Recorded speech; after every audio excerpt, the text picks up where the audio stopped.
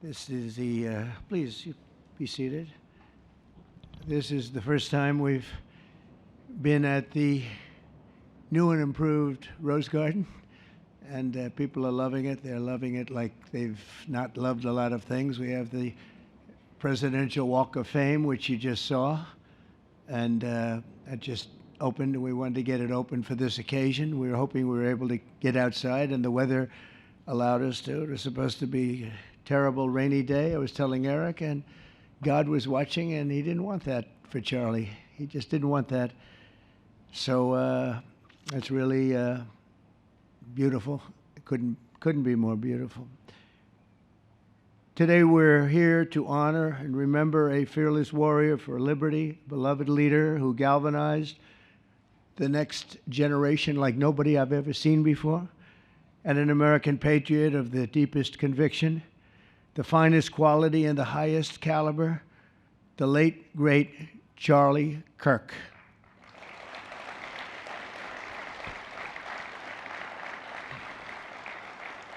Five weeks ago, our nation was robbed of this extraordinary champion. He was a champion in every way. I got to know him so well. He didn't like losing, and he was able to fight people that were enemies, and he didn't necessarily love those enemies so much. You know, I heard he loved his enemies, and I said, wait a minute, is that the same Charlie that I know? I'm not sure, but I didn't want to get into it. But it was a horrible, heinous, demonic act of murder. He was assassinated in the prime of his life for boldly speaking the truth, for living his faith and relentlessly fighting for a better and stronger America. He loved this country.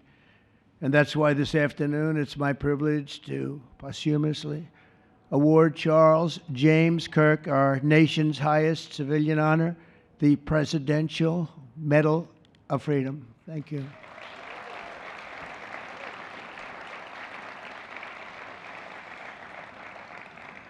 As you know, only hours ago, I returned from a very historic trip to secure peace in the Middle East. People said that couldn't be done. Charlie felt it could be done.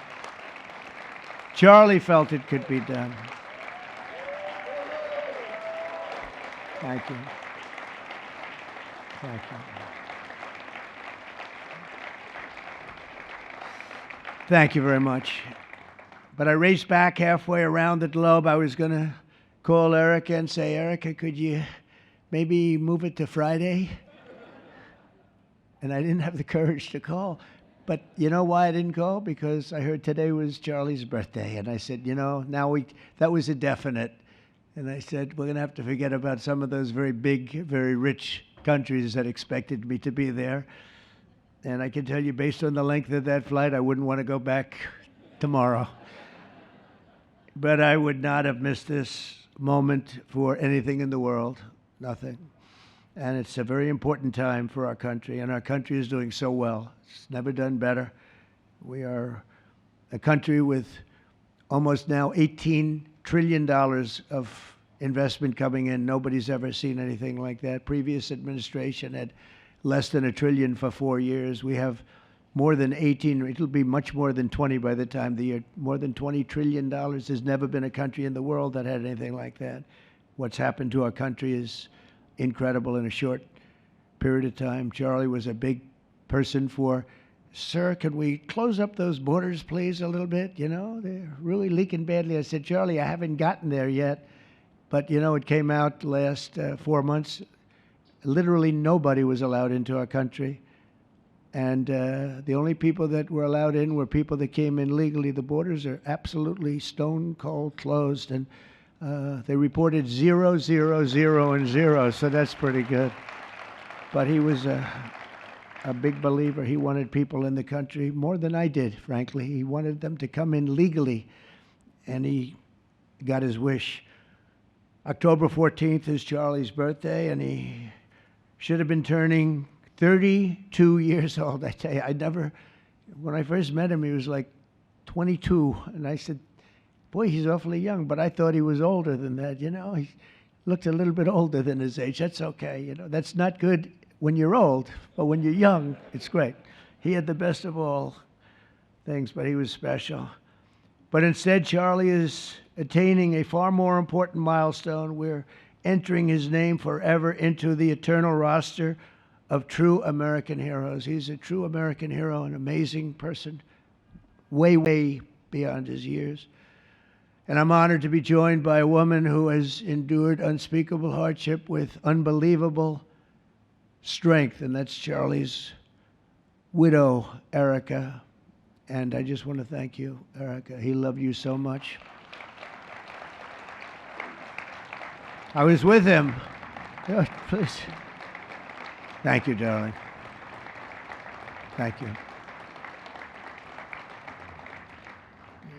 I was with him before I met Erika, and he told me he was going to get married. He said, "You won't believe how beautiful she is." I said, "Well, then now that I meet her," he's right. But then he also said, "And you know what? She's like the smartest person I know." See, they do go together on occasion. Not often. Not often. But on occasion they go together. But he was in love with you. He was deeply in love with you. It's great. Erika, your love and courage have been an inspiration to all of us, and we will always be here for you, and we're always going to be here for your gorgeous, beautiful children. And we'll never forget what your family has sacrificed for our country. Man loved our country. When things were going badly for our country, he was so, as you know, angry. He would get angry because he said it doesn't have to be that way. We're also pleased to be joined by an incredible group of Charlie's friends, very powerful friends, actually, and some not so powerful, and they're actually better people, okay? I know them all. They're the less powerful ones. I have to tell you that, all of you power guys down here. The best ones in the group are the ones that are less successful, but that happens too. No, they're all great, and they're here. And let's start with Erika's father. Where is Erika's father? Where are you? Where are you, Dad? Oh, look at him. Wow. I want to get a hat like that, too. I like that. How are you? Nice to see you again. Thanks as well to Vice President J.D. Vance, who's been fantastic. J.D., thank you very much. Great. Doing a great job. Did a great job on Sunday with George Slopadopoulos. I thought put him away pretty good. Second lady, who's a phenomenal woman, Usha Vance. Thank you very much, Usha. Thank you very much.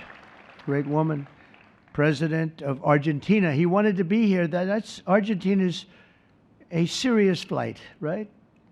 And he's become a superstar, and he's doing amazing things. He's a MAGA person, but it's make Argentina great again. That's what he does, right? And I want you to stand, please, Javier Milei. Doing a great job.